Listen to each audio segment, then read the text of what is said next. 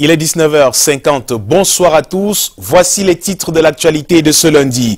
L'opposition camerounaise, toujours en quête de son unité en vue de la présidentielle du 7 octobre prochain, réunie ce jour à Douala autour de Jean-Jacques Ekindzi, désormais considéré comme facilitateur des négociations. Elle continue de tabler sur le profil de l'homme qui pourra porter sa voix pendant le scrutin à venir au Cameroun. Cependant, assurer une sécurité maximale dans le pays avant, pendant et après les élections, c'est le but d'une réunion sécuritaire tenue à Yaoundé. Le ministre de la Défense et les hauts gradés de l'armée ont passé en revue la situation sécuritaire du pays à 55 jours de la présidentielle. Et puis en sport, les Lions U17 sont en terre camerounaise, qualifiés hier pour la CAN Tanzanie 2018, 3-1 face à l'équipe du Congo. Leur parcours a été remarquable et même honorable. Des images de leur retour au bercail sans fanfare ni trompette vers la fin de ce journal. Voilà pour le sommaire.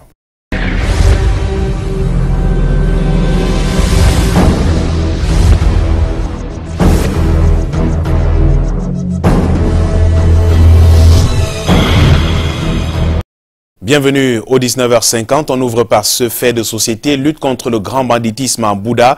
Les éléments de la brigade terre de cet arrondissement ont stoppé le week-end dernier un individu en possession d'une moto volée, marié et père de 3 enfants. Le présumé voleur de moto est passé aux aveux complets avant de demander aux autorités compétentes de lui accorder une seconde chance. Monique Naossi-Fosso et Marius Ngassa. Talon Fabrice Xavier, immobilisé et transporté en compagnie de son butin. Nous sommes au quartier Lafi, à Mbouda. Au cours d'une patrouille menée par la brigade terre de Mbouda, il va tenter de se débarrasser de cette moto volée afin de sauver sa peau. Il est stoppé dans sa course par une balle qui l'immobilise. Après son sommeil, au service des urgences, ce père de 3 enfants et âgé de 34 ans avouera sa forfaiture, soutenant que la moto a été effectivement volée devant une société de vente de matériaux de construction. Je suis en tort. J'ai débordé les limites. Vous comprenez, non? Oui. Je suis conscient. J'ai fait ce que la loi camerounaise ne veut pas. Je demande à la haute hiérarchie de m'accorder encore une seconde chance pour voir. Mettez même les yeux sur moi. Installez vos GPS. Pour voir si demain ou après-demain, ça pourrait être la même chose. Après l'extraction du plomb qu'il a reçu lors de sa fuite, il passera devant les autorités compétentes pour répondre de ses actes. En attendant cela, les chefs de bloc du quartier Lafi appellent les populations à redoubler de vigilance, dénonçant tout suspect. Dans les chaumières, les uns et les autres saluent la pugnacité du commandant de la brigade de terre de Mbouda. Nous remercions en passant le commandant qui est en train de mieux nous gérer et de faire en sorte que le grand banditisme se taise un peu dans la ville de Bouddha. Oui, c'est tout ce que nous pouvons dire. Ici au quartier, et puis déjà, nous respirons un peu. Depuis qu'il est là, nous passons des nuits entièrement. On dort très bien. Mbouda fait partie des foyers où prolifère le grand banditisme. C'est également la porte d'entrée du Nord-Ouest. Et en parlant de Nord-Ouest, au Sud-Ouest, crise sécuritaire dans ces 2 régions anglophones du Cameroun, la touche des hommes de Dieu pour trouver une solution à la crise. Ils se sont mobilisés à la place des fêtes de Limbé pour prier pour la paix. C'était en présence des forces de défense et de sécurité, des autorités locales et des ministres de la République. La ministre des enseignements secondaires en a profité pour appeler les parents à envoyer leurs enfants à l'école le 3 septembre prochain, en les rassurant de ce que toutes les mesures sécuritaires seront prises à leur endroit. Inès Daniel Ondombala.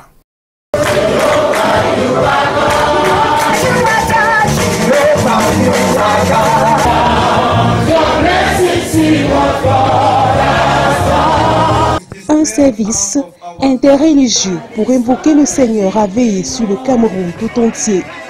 La place des fêtes de Limbé s'est transformée en un lieu de culte. 25 pasteurs et hommes de Dieu appellent les Camerounais à s'unir dans la paix. J'espère que le message que plus de 40, 50 de pasteurs et imams et pères ont caché ici vont toucher tout le monde. Les croyants venus d'horizons divers se sont retrouvés à Limbé pour prier pour le retour à la paix dans les régions du Sud-Ouest et du Nord-Ouest. car seul Dieu est capable de restaurer la paix. Et la Bible dit que si 2 ou 3 personnes s'entendent sur un point et ils prient, Dieu va les écouter. Plusieurs messages véhiculés par les hommes de Dieu pour la circonstance tournent autour de la paix, de l'amour, du pardon, du vivre ensemble, de la justice et de la réconciliation. Je pense que ces initiatives doivent se poursuivre. Nous avons besoin de prier pour que la paix revienne dans tout notre pays et plus particulièrement dans les régions. Le ministre des Enseignements secondaires salue cette initiative. Nalova Lyonga demande ensuite aux parents d'envoyer leurs enfants à l'école à la rentrée scolaire. Elle enjoint la communauté éducative à se mobiliser pour le démarrage effectif de la prochaine rentrée académique.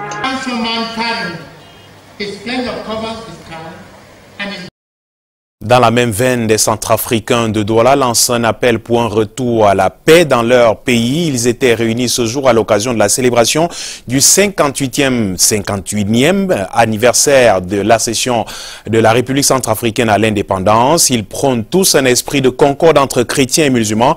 L'appel à un retour immédiat à la paix prône également le renforcement de la culture à travers les actions de réconciliation à travers la République centrafricaine. Adjama Ramou et Henri Tinda.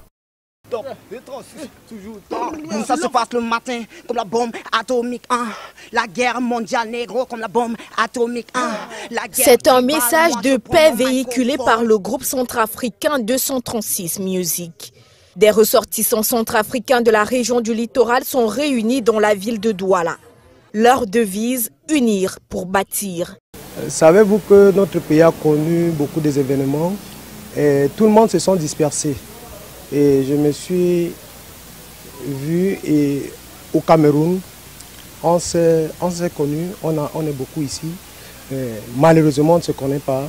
Et chacun reste dans son coin. Il y a partie des musulmans, il y a partie des chrétiens. On s'est dit non, on ne peut pas rester toujours comme ça. Pendant qu'on se tue entre nous, les gens sont venus nous traumatiser. Et on s'est dit non, il va falloir qu'on crée une association pour rassembler tous les Centrafricains. Ceux qui sont de l'autre côté et un peu partout dans la région du littoral, il faut les ramener. La Centrafrique célèbre son 58e anniversaire d'accession à l'indépendance, sous le signe de la valorisation culturelle, première identité d'un peuple. Boum, je défends le droit de l'homme, je défends la raison, je défends l'Afrique centrale, l'Afrique entière. Tout mon message est pour dire aux Africains qu'on soit unis. On partage le respect des uns et les autres, l'amour du prochain. Défilé de mode, danse, sketch, sous le regard admiratif du public et du consul de Centrafrique au Cameroun. Par la voix du président des Centrafricains de la diaspora, tous réclament un retour effectif de la paix. Le Ngouja, Yabanda, Vekenanyama, accompagnés de Ngozo, des mets traditionnels également présentés. Chaque Centrafricain est encouragé à œuvrer pour la valorisation de la culture et de la paix.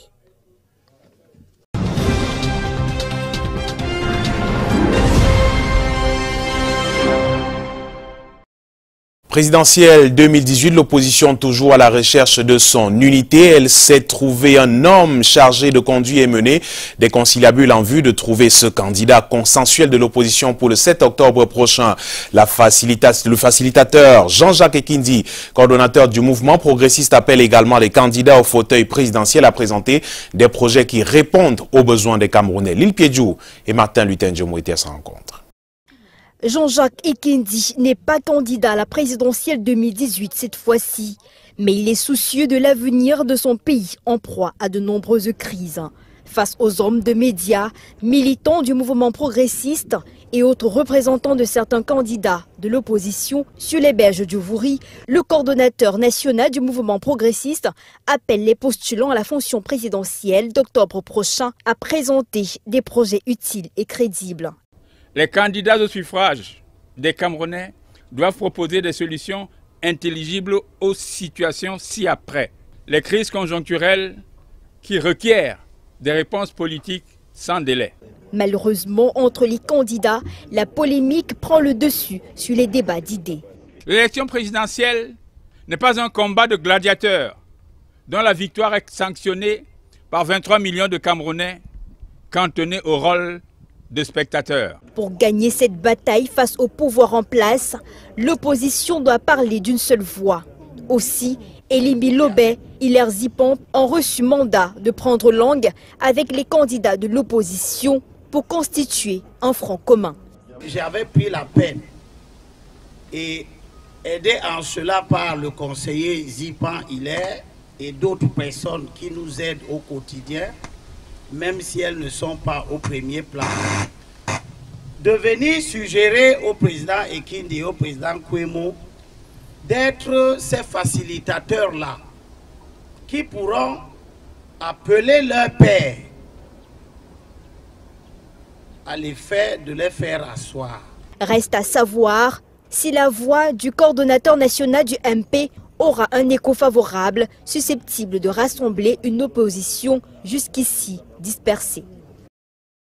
On reste en politique et on se rend à Yaoundé pour parler de cette mission de contrôle qui s'assure du bon déroulement des opérations électorales jusqu'ici. Et c'est avec vous, Alain Gislain Kanga, bonsoir.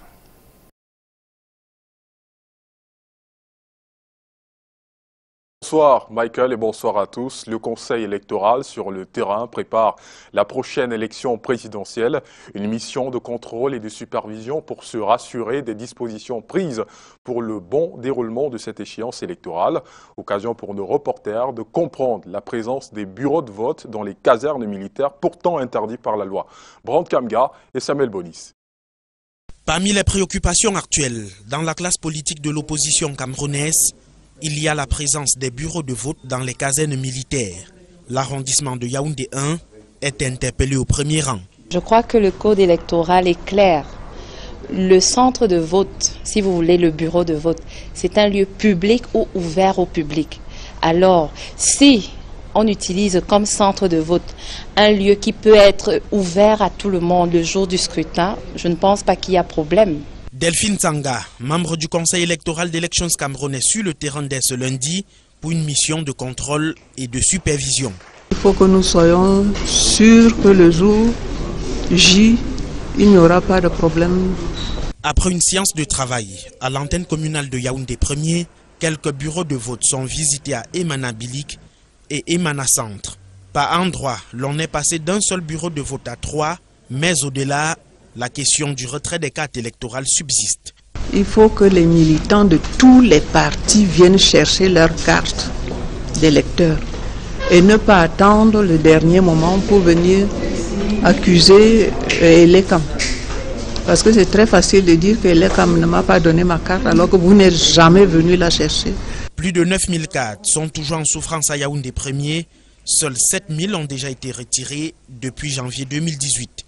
La mission du Conseil électoral d'élections Cameroun permettra de régler les derniers détails matériels et logistiques pour l'élection présidentielle du 7 octobre prochain.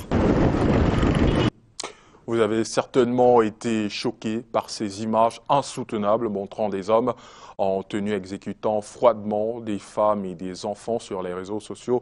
Après plusieurs démentis, le gouvernement a finalement reconnu la responsabilité des militaires camerounais à travers un communiqué du ministre de la Communication. Eh bien, face à la presse, ce lundi à Yaoundé, Maurice Kamto a condamné le gouvernement camerounais. Le président du mouvement pour la renaissance du Cameroun a de ce fait invité les citoyens à sanctionner le régime de Biya le 7 octobre prochain dans les urnes. Delphine Fonkoutene et Michel Foucault. Cela arrive. Et puis quoi? Maurice Kamto s'est voulu clair ce 13 août à Yaoundé. Le gouvernement qui a finalement concédé la vérité. Donc de dire effectivement c'était des éléments de notre armée doit aller plus loin pour laver l'honneur de notre armée et laver l'image de notre pays. Parce que c'est de cela dont il est question. Quand l'armée camerounaise est éclaboussée, c'est l'ensemble du Cameroun qui est éclaboussé. Et si je sors en tant qu'homme politique, c'est précisément parce qu'en tant que Camerounais, je ne peux pas accepter qu'on éclabousse de cette façon-là mon pays. En rapport avec la vidéo qui circule sur les réseaux sociaux, laquelle présente des hommes armés qui tirent sur les femmes et leurs enfants, le candidat du MRC à la présidentielle 2018 demande au gouvernement camerounais de clarifier davantage la situation.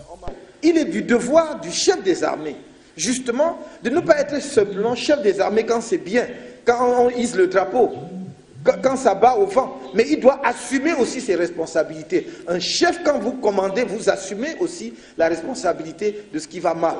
Le temps de la conférence de presse ce lundi au siège du MRC, le président du mouvement pour la renaissance du Cameroun condamne cet acte. Je dis, jusqu'aux conseillers techniques, s'il y en a qui sont impliqués dans ce dossier, il doit leur demander des comptes. On ne peut pas accepter que de... Est-ce que vous savez que cette image est sans précédent? Je veux dire, même sous le régime nazi, si vous regardez les images d'archives, on séparait les enfants des parents. C'est la première fois. J'ai eu, franchement, ma première réaction quand cette vidéo a circulé, j'ai dit non, c'est pas possible, ça doit être un montage, personne, on ne peut pas imaginer. Dans un communiqué signé le 10 août dernier, le ministre de la Communication signale l'arrestation de 7 personnels militaires mis à la disposition de la justice. Issa Tiroma Bakari réitère également la détermination du chef de l'État à veiller à ce que les exactions pouvant être perpétrées par quelques soldats égarés fassent systématiquement l'objet d'une enquête et aboutissent le cas échéant à des sanctions appropriées. Et à 55 jours de l'élection présidentielle, les forces de sécurité et de défense prennent déjà des mesures pour s'assurer que cette échéance se déroule dans les meilleures conditions. C'est l'un des sujets évoqués ce lundi au ministère de la Défense lors de la réunion d'évaluation de la sécurité sur le territoire national. Cette rencontre a mobilisé les hauts gradés de l'armée sous la direction du ministre délégué à la présidence chargé de la Défense. Les précisions dans cet élément réalisé avec le concours de Serge Alain Zibou. Réunion de haut niveau au ministère de la Défense, ce jour à Yaoundé. Le ministre de l'administration territoriale, le délégué général à la sûreté nationale, les généraux des corps armés, officiers généraux, sous la férule de Joseph Betty Assomo, ont passé au scanner l'état de sécurité dans les 10 régions du pays. Le nord, le nord-ouest et le sud-ouest sont les régions toujours en proie aux attaques terroristes. Des actes qui n'affectent en aucun cas le moral de l'armée. Les hommes sont moralement préparés pour faire face à ces attaques, puisqu'il faut les appeler ainsi. Mais que nul ne soit dupe, le moral des forces de défense et de sécurité ne sera nullement, je dis bien nullement gêné ou atteint par ces attaques malveillantes. Au cours de cette réunion, il était également question de prendre les mesures et toutes les dispositions nécessaires pour garantir le bon déroulement de l'élection présidentielle du 7 octobre prochain. Les mesures à prendre ouvriront en toute logique la période préélectorale, l'élection proprement dite et bien sûr la période post-électorale pour que la paix, l'ordre public et la cohésion sociale entre les Camerounais ne soient aucunement perturbés. Pour Joseph Betty Assomo, les forces de défense et de sécurité ne seront pas le canal de ces détracteurs pour déstabiliser le Cameroun. Les programmes gouvernementaux en étude ce jour à Yaoundé lors de la 7e session du comité interministériel d'examen des programmes. Le but est de mettre en œuvre le processus de préparation du budget de l'État. Cette session, présidée par le ministre des Finances, Louis-Paul Motazé, se tient dans un contexte de fin de deuxième cycle triennal de mise en œuvre de l'approche de budget-programme au Cameroun. Laetitia de Bilang et Serge Alain Zibou. Veiller à la cohérence des programmes avec les objectifs de politique publique et les grands instruments stratégiques de l'État, tel est l'objectif visé par la 7e session du comité interministériel d'examen des programmes qui s'est ouverte ce lundi 13 août 2018 ici à Yaoundé sous la présidence du ministre des Finances, Louis-Paul Motazé, président du dit comité. Le gouvernement se doit d'encadrer et de partager avec les administrations sectorielles les objectifs stratégiques et opérationnels qui légitiment les nouveaux programmes et leurs interventions en attendant la finalisation de la stratégie de développement qui viendra matérialiser la deuxième phase de la vision 2035. Ce comité qui réunit chaque année les secrétaires généraux des ministères, les présidents des commissions des finances, du budget du Sénat et de l'Assemblée nationale constitue l'une des principales étapes du processus de préparation du budget de l'État avec pour ligne directive la réduction du train de vie de l'État et une meilleure sélection des projets d'investissement public. Il s'agit d'un moment important dans la préparation du projet de loi de finances de 2019 où le gouvernement évalue déjà en son sein la qualité des programmes qui vont être inscrits dans le projet de loi de finances de l'exercice 2019. Nous avons la décentralisation qui est une option forte du gouvernement, les questions de sécurité qu'il ne faut pas perdre de vue et la préparation de la CAN, c'est une échéance très importante pour notre pays. La préparation du budget 2019 devra donc continuer à inscrire la gestion budgétaire de l'État dans une logique de prudence et de discipline afin d'assurer les équilibres macroéconomiques et financiers nécessaires à la consolidation d'une croissance économique vigoureuse, inclusive et durable. Ouvrons une page réclame dans ce journal. Si vous êtes un amoureux du style et du glamour, rendez-vous directement dans le prêt-à-porter Stella de Yaoundé. Son magasin effectue un déstockage massif des vêtements haut de gamme à vil prix. C'est vrai, c'est difficile d'y croire. Pour vous en donner la preuve, Brand Kamga et Constant Kamga, friands de tenues de classe, sont allés faire du shopping pour vous. Voici le reportage. Aux hommes de valeur, les habillements de classe. Une seule destination, les prêt-à-porter Stella. Ah, c'est le jour où je me décide à venir que la télévision est là. Ah, j'ai longtemps hésité à venir parce que justement je me disais c'est la fin du déstockage, il ne va plus y avoir grand-chose. Finalement, je me retrouve avec 5 ou 6 costumes qui me plaisent vraiment. Donc aujourd'hui, je vais pouvoir repartir au moins avec 3. Je vais être obligé de revenir samedi pour compléter. Je tiens à saluer la structure parce que j'ai été étonné de trouver autant de choses de qualité à des prix vraiment abordables. J'ai pris, je crois, des robes et des tailleurs dont les prix varient entre 87 500 et 125 000. J'ai attendu de bénéficier d'une cotisation pour le faire, histoire de rafraîchir ma garde-robe. J'ai dit tout simplement merci au prêt-à-porter Stella.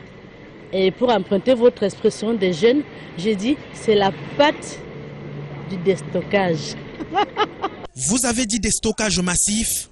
Ils viennent de partout, du Cameroun et même de l'étranger, pour se vêtir classe et glamour à vil prix. Moi je réside en Israël et j'ai tellement entendu parler des prêt-à-porter Stella via les médias, via les réseaux sociaux, que je me suis promis de faire un tour ici quand je serai au Cameroun. Et là j'arrive, qu'est-ce que je trouve? Un déstockage monstre, mais quel bonheur. Bravo au Cameroun et bravo au prêt-à-porter Stella. Je réside à Douala. Je me suis pris 6 blazers à 50 000 francs l'unité. Je dis bien 50 000 francs l'unité. 4 beaux costumes à 85 000 francs l'unité. Je vous assure, je ne regrette rien. C'est super. Stella, c'est la dimension.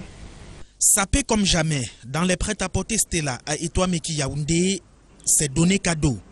Entre costumes de grande marque, robes, tailleurs, chaussures, chemises et cravates, il y en a pour tous les goûts. L'objectif de la direction générale est de vider les magasins pour faire plaisir à sa fidèle clientèle et aux curieux. À vous, chers messieurs, à vous, chères dames, venez voir de vos yeux. Venez au prêt-à-porter Stella, touchez la réalité du doigt. Il est question de refaire vos garde-robes à moindre coût. Il est question de réaliser vos rêves, du jamais vu au Cameroun. Venez tout simplement profiter de ce déstockage qui s'adresse du plus petit au plus grand. Savoir se vêtir, c'est chez Stella New Collection. La braderie se poursuit jusqu'au 31 août prochain. Encore 3 semaines pour s'habiller chic et à bas prix avant fermeture pour travaux. Le Orange eSport Caravan s'est déporté dans la ville de Yaoundé pour le e-gaming, un tournoi de sport virtuel qui oppose les gamers du pays. Yaoundé a enregistré 1000 participants dans la salle du Canal Olympia au campus de Yaoundé.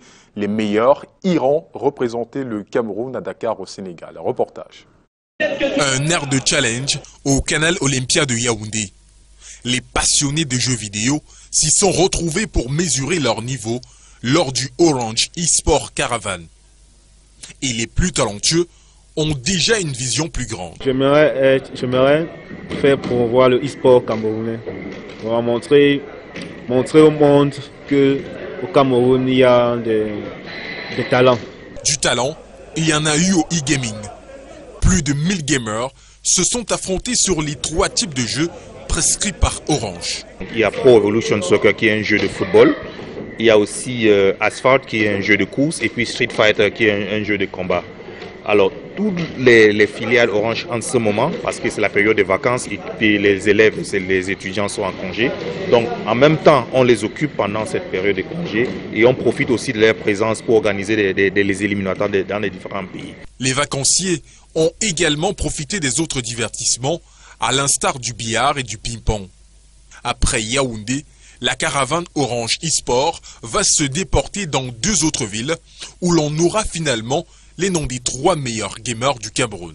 La semaine prochaine, samedi 18 août, on sera au campus de l'Université de Boya. Et puis le 25 août, on sera au Canal Olympia à Douala pour la grande finale. À la fin de cette tournée, les 3 meilleurs dans chaque catégorie, dans chaque type de jeu, vont représenter Orange Cameroun et puis le Cameroun au Africa Game Show ou le tournoi panafricain de e-sport qui est organisé par le groupe Orange à Dakar au Sénégal. Le groupe Orange s'est engagé à accompagner la jeunesse depuis 15 ans. Le e-gaming a été mis sur pied lors de la Coupe d'Afrique des Nations Gabon 2017 avant d'organiser l'année suivante le Africa Game Show.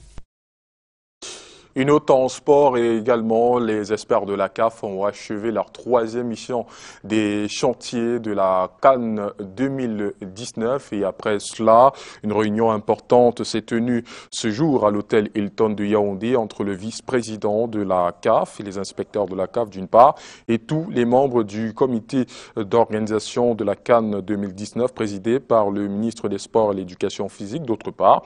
Il ressort de cette réunion que la CAF est impressionnée par les travaux en cours sur les différents sites et vient en appui au Cameroun pour optimiser la CAN Total Cameroun 2019. Elle invite le Cameroun à redoubler d'efforts pour prendre date avec l'histoire. Et la suite de ce journal avec du côté de Douala avec vous, Michael Tipio. Bonsoir.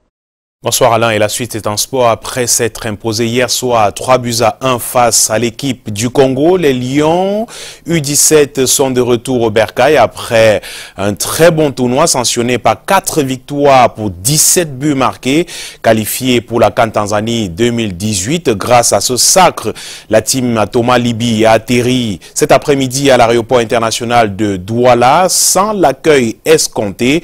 Aimé Catherine Mokouri et Luciano Diakoui étaient. Ils y sont allés, ils ont vu, ils ont vaincu. Et maintenant, ils sont revenus.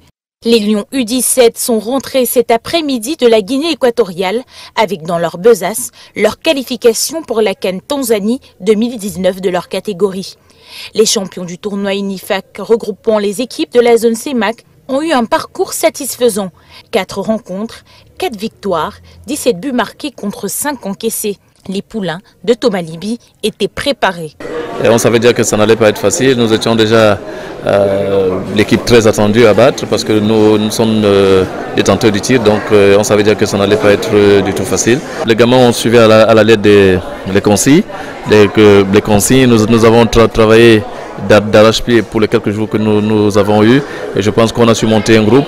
Donc je pense que c'est ça qui a fait la force du groupe. En plus du sacre de champion de l'UNIFAC, le Cameroun revient avec le soulier d'or, Steve Mvoué et ses 4 réalisations, mais également le meilleur joueur du tournoi, Alioum Moubarak.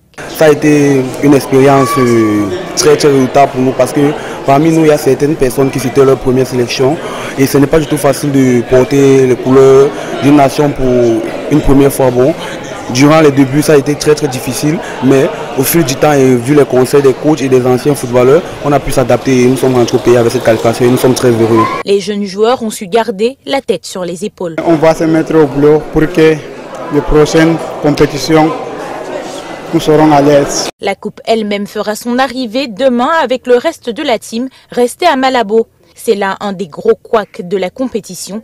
Le piètre accompagnement de ces champions qui sont allés au front en rang dispersé. Une situation qui révèle un manque de considération pour les sélections nationales cadettes. De la publiée information dans ce journal, promotion du commerce international, le directeur général du Conseil national des chargeurs a effectué une visite de travail dans le sud afin de toucher du doigt les difficultés des acteurs du commerce international dans cette région du Cameroun. Le commerce transfrontalier a occupé une place de choix au cours de cette visite. Le compte rendu de Luc Bigard. Tout commence dans les services du gouverneur de la région du Sud à Ibolova. Une audience est accordée au directeur général du CNCC par le gouverneur Félix Ngelengele. Les enjeux de cette visite de travail qui va du 6 au 11 août 2018 sont expliqués à l'autorité qui salue chaleureusement cette initiative. L'antenne régionale CNCC Sud à Kribi reçoit par la suite la visite de son directeur général qui a proposé avant même le lancement des activités du port une offre d'entreposage et de magasinage des marchandises pour prévenir la congestion de cet outil du commerce extérieur. La séance de travail avec le directeur général du port autonome de Kribi a permis au CNCC de se rassurer de la sérénité qui règne entre les différents acteurs de cette place portuaire dans le département de la vallée du Thème. Le CNCC s'est une fois de plus approprié les réalités que vivent les opérateurs économiques qui animent le commerce transfrontalier entre le Cameroun, le Gabon et la Guinée équatoriale. Je suis très émue de voir la CNCC installée à Kiossi, sur nos frontières. Je suis très émue parce que le directeur, M. Mbappé, lui-même est descendu sur le terrain pour nous écouter. Nous avons beaucoup de problèmes et nous attendons que la CNCC puisse jouer son rôle d'avocat, son rôle de messie, afin qu'il puisse nous amener à bon port. Le directeur général du CNCC de rassurer ses partenaires. Il y a toujours la nécessité de sensibiliser et de former, notamment à Kiossi. Il faut que les opérateurs puissent s'aguerrir du système Sidonia qui est mis en place. Et pour dire que ces visites, même si elles ne peuvent pas être fréquentes, galvanisent également les populations qui sont dans ces régions et nos responsables locaux. La tournée de travail du directeur général du Conseil national chargé du Cameroun dans la région du Sud s'est achevée avec la visite du magasin de stockage d'Ambaminkor à la frontière entre le Cameroun et le Gabon. Voilà qui fait l'essentiel de l'actualité ce soir. Je vous dis merci d'avoir suivi. Passez une belle soirée sur Canal 2 International. À demain, 19h50. Bonsoir.